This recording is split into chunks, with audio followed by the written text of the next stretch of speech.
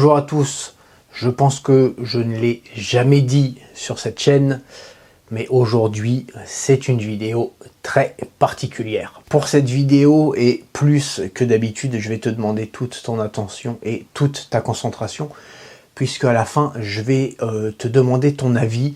Voilà, il y aura deux possibilités, A ou B, donc tu me donneras ton avis dans les commentaires si tu le souhaites, et je poserai également la même question sur mon groupe d'investisseurs Discord, et puis je prendrai en compte tout ça afin de te faire la proposition la plus intéressante. Alors qu'est-ce qui se passe? On en a déjà parlé sur cette chaîne. En ce moment, l'euro est historiquement fort par rapport au yen. J'ai déjà fait une vidéo sur le sujet, n'hésite pas à la regarder d'ailleurs, parce que je ne vais pas reprendre tous les points dans cette vidéo, mais voilà, il s'avère qu'aujourd'hui, comme tu le sais, avec 1 euro, tu obtiens plus de 160 yens, alors qu'en temps normal, avec 1 euro, tu obtiens plus de 120 yens.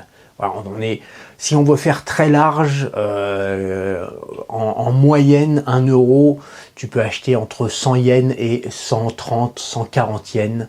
Voilà, ça c'est le taux classique. Aujourd'hui, on est à plus de 160. Et je sais très bien que quand tu ne vis pas au Japon, si tu es en Europe, alors voilà, tu achètes des cartes Pokémon japonaises, tu te tiens un petit peu au fait, mais voilà, c'est juste cool parce que tu as les produits moins chers en ce moment puisque l'euro est très fort, mais c'est compliqué de vraiment se tenir au fait et de ressentir ce que ça représente en ce moment. Quand on parle d'un taux de change qui est historique en ce moment, c'est pas des mots en l'air. C'est-à-dire que pour nous, c'est vachement cool, puisque moi je vends des produits depuis le Japon, donc quand tu payes, je reçois ton paiement en yens, alors que toi tu l'as fait en euros, et donc on profite de ce taux puisque l'euro est extrêmement fort.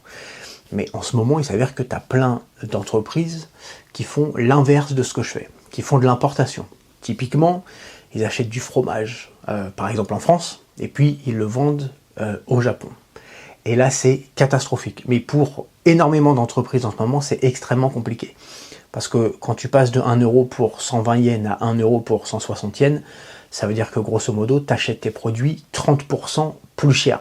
Tu dois sortir 30% de plus. Un fromage à 10 euros, à aujourd'hui, tu es obligé de sortir 1600 yens.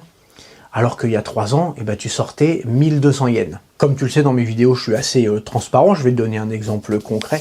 Si on prend Mariko, qui travaille avec moi, qui me donne un coup de main de temps en temps, je la paye 1100 yens de l'heure. Aujourd'hui, si là, avec le taux de change, tu vas regarder sur Google, tu vas te dire 1100 yens de l'heure, je la paye 6,50 €. Dire attends, le Japon c'est devenu le tiers-monde ou comment ça se passe? Ou alors Romain est un tyran qui sous-paye ses employés. Sauf que si tu avais regardé il y a 3 ou 4 ans, 1100 yens de l'heure, ça fait 9 € de l'heure. Sauf qu'en fait, il y a 3 ou 4 ans ou il y a maintenant, en fait, au Japon, 1100 yens, ça reste 1100 yens pour Mariko. Ça change rien. Ce taux historiquement haut, concrètement, ça m'a poussé à vendre mon appartement. Je suis propriétaire encore actuellement d'un petit appartement dans le sud de la France. C'est un petit 2 pièces qui fait une cinquantaine de mètres carrés. Il s'avère qu'aujourd'hui, imaginons, je te donne un chiffre comme ça, imaginons que je le vends 100 000 €. 100 000 €, je récupère 16 millions de yens aujourd'hui, en le vendant 100 000 €. Si je l'avais vendu il y a 3 ans, pour 100 000 €, je récupère 12 millions de yens. 4 millions de yens en moins, ça fait quasiment 30 000 € de moins, pour exactement le même prix pour l'acheteur.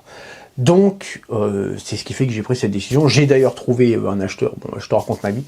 Voilà, on signe le 11 décembre, la signature finale. Mais aujourd'hui, le taux euro-yen est beaucoup trop important pour que je puisse espérer un jour le vendre à ce prix. Le prix en euros, on s'en fout, mais en tout cas pour récupérer autant de yens. On est sur ce genre de bail à aujourd'hui. Pour rentrer dans le vif du sujet, quelle est l'essence et le pourquoi est-ce que je fais cette vidéo? Parce que nous, dans notre situation, entre guillemets, on a la chance de pouvoir connaître ce moment-là, avec un taux historiquement haut, parce que contrairement à des gens qui font de l'importation, ben moi je fais de l'exportation.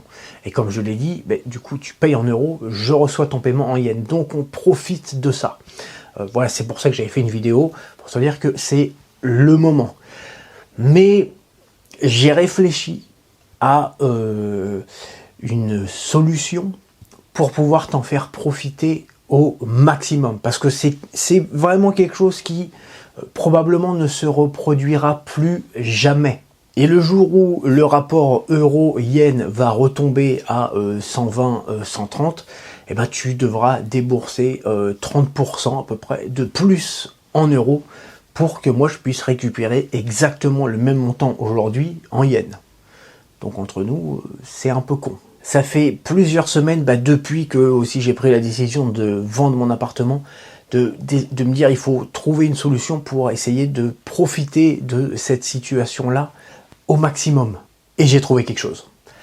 J'ai même trouvé deux choses, et c'est pour ça que je voudrais t'en parler, et je voudrais réellement avoir ton avis sérieux. Là, on parle serious business. Alors déjà, je sais qu'il y a beaucoup d'entre vous qui déjà profitent du taux en ce moment, et qui achètent un petit peu plus que d'habitude, de façon à mettre de côté, de façon à profiter du rapport euro-yen et de payer, de pouvoir payer 160 yens avec 1 euro au lieu de 120 yens. La différence n'est pas anodine, hein. Si on fait un petit calcul, voilà, pour un produit, par exemple une belle box à 16 000 yens, à aujourd'hui tu vas payer 100 euros. Le jour où le rapport euro-yen tombe à 120, tu devras débourser 130 euros. Ça, on dit 30 euros, enfin ça fait 30% de plus. Pour rien, pour que moi je récupère exactement la même somme en yens. Donc, voici ma proposition. Ma proposition est la suivante, c'est de mettre en place des coupons.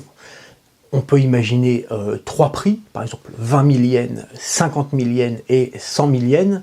Tu achètes un coupon avec aucune date d'expiration, aucune limite de validité. Et imaginons que tu achètes un coupon de 50 000 yens aujourd'hui, ça va te coûter, avec le rapport euro-yen, 312 euros. Le jour où l'euro et le yen on tombe à 1 euro pour 120 yens, c'est pas 312 euros. Pour 50 000 yens, tu vas pas devoir débourser 312 euros, mais tu vas devoir débourser 416. Donc l'idée, c'est de te proposer voilà, trois coupons différents sous forme de code promo. Tu payes maintenant un coupon à par exemple 20 000, 50 000 ou 100 000, comme tu veux. Tu reçois directement sur ta boîte mail le code promo de la valeur que tu as payé aujourd'hui et tu pourras l'utiliser dans 2 ans, 3 ans, 4 ans, l'année prochaine peut-être, quand tu veux. À partir du moment où le yen reviendra à sa valeur initiale, toi tu auras des coupons que tu as payés à la valeur d'aujourd'hui. Très concrètement, ça te permet aujourd'hui de dépenser des euros pour acheter des yens, du coup, pour acheter un coupon, mais qui a une valeur en yens. Et puis, vu que tu as le coupon, même si par la suite le taux remonte, de toute façon, toi, tu as ton coupon que tu as pu avoir pour 1 euro 160 yens. J'ai bien sûr réfléchi en amont au niveau sécurité. Concrètement, qu'est-ce qui se passe? Tu reçois sur ta boîte mail le code promo. Alors, imaginons que dans 2 ans, le yen revient à 120 yens et que tu veux utiliser ton code promo. Imaginons, tu as perdu ton code promo. On peut se dire, je sais plus, tu as supprimé le mail et puis tu l'as noté nulle part et puis tu sais plus. Bon, moi j'ai ton numéro de commande, j'ai ton paiement, ton code promo, il est enregistré sur mon ordi personnel et il est enregistré également sur le site, donc je vais pouvoir te le renvoyer. Est-ce que quelqu'un d'autre pourrait pouvoir utiliser ton code promo? La réponse est non, puisque c'est moi qui vais créer ton code promo. Donc ça pourra être tes initiales plus une suite de caractères, ça pourra être ton nom plus une suite de caractères, ou les initiales de ton prénom, de ton nom, de ta ville, plus une suite de caractères, etc. Suite de caractères qui bien sûr changera sur tous les codes promo, donc il n'y a aucun souci là-dessus. Et puis en plus, c'est aussi une réflexion que je me suis faite, au pire du pire, moi je vais avoir ta commande avec ton code promo. Si c'est une autre personne qui utilise ce code promo quand il passe une commande, bon bah il va y avoir un souci rapidement. Niveau sécurité, il n'y a vraiment aucun souci. D'ailleurs, ça m'est arrivé de donner des codes promo d'une certaine valeur à telle ou telle personne pour telle ou telle raison. Donc on sait faire. Mais j'ai une deuxième proposition. Ma deuxième proposition, c'est la même que la première, sauf que on va ajouter une date pour le début de l'utilisation du code promo, qu'on mettra en 2025. Ce qui veut dire que tu ne pourras pas utiliser ton code promo avant 2025. Tu ne pourras pas utiliser ton coupon de 20 000, 50 000 ou 100 000 yens avant 2025. Il va te dire, non, le site il va te dire c'est pas bon. Et en contrepartie, eh ben, je te donne 5% de valeur en plus. Donc, si tu as acheté un coupon à 20 000 yens, le coupon, ce sera un coupon de 21 000 yens pour 20 000 yens. Le coupon de 50 000 yens aura une valeur de 52 500 yens. Et puis, le coupon de 100 000 yens aura une valeur de 105 000 yens. Bien sûr, comme dans l'option numéro 1, aucune date limite d'utilisation. Donc tu peux utiliser en 2025, 2026, 2030, comme tu veux. Mais le fait d'avoir une date pour le début de l'utilisation, ça fait que c'est comme si tu places ton argent et ça te fait un placement à 5% sans risque. Ça me paraît, moi je pense être, sans vouloir influencer ton choix dans les commentaires, ça me paraît être le mieux pour tout le monde. Parce que tout simplement, sur le fait qu'on ne va pas rentrer dans pourquoi est-ce que le yen est bas, mais si le yen est bas, c'est aussi une politique du Japon qui veut dévaluer sa monnaie parce qu'ils veulent aspirer aussi un peu les industries asiatiques, etc. Bon, il y a énormément de raisons qui fait, il y a l'inflation en Europe, il y a plein de trucs, mais est-ce que le yen va retomber à 1 euro pour 120 yens l'année prochaine? On va pas sortir les boules de cristal et faire Madame Irma, mais d'avoir une date limite à début, voilà, on n'est pas sur une très longue période, c'est 1 an, et puis au pire du pire, de toute façon, ton argent est placé, ce qui veut dire que si en 2025, le yen est toujours à 1 euro pour 160 yens, bon bah de toute façon, au pire, tu as gagné 5%. Voilà les deux idées que je voulais te soumettre. Moi, ce que j'ai prévu, c'est de créer le produit de coupon et le mettre à disposition sur Japan TCG, soit dans les prochaines heures en fonction des commentaires et des retours que j'ai eu sur le groupe d'investisseurs et ici, soit peut-être le lendemain si les commentaires, si c'est grosso modo 50-50 pour l'option 1 ou pour l'option 2. Et par contre, je vais pas le laisser très longtemps. Voilà, ça va être un produit qu'on laissera probablement jusqu'à début décembre, parce que aussi les gens vont recevoir leur salaire. Là, on est vraiment à la fin du mois. Il y a peut-être des gens qui veulent investir dans l'yen, mais qui veulent attendre leur salaire, qui seront payés peut-être le 1er, le 2, le 4 décembre. Donc, je pense laisser cette offre jusqu'à début décembre, jusqu'au 6 ou 7 décembre. Voilà, n'hésite pas à me dire ce que tu en penses. Et puis, merci de ton attention et je te retrouve très bientôt pour une nouvelle vidéo. Allez, bye!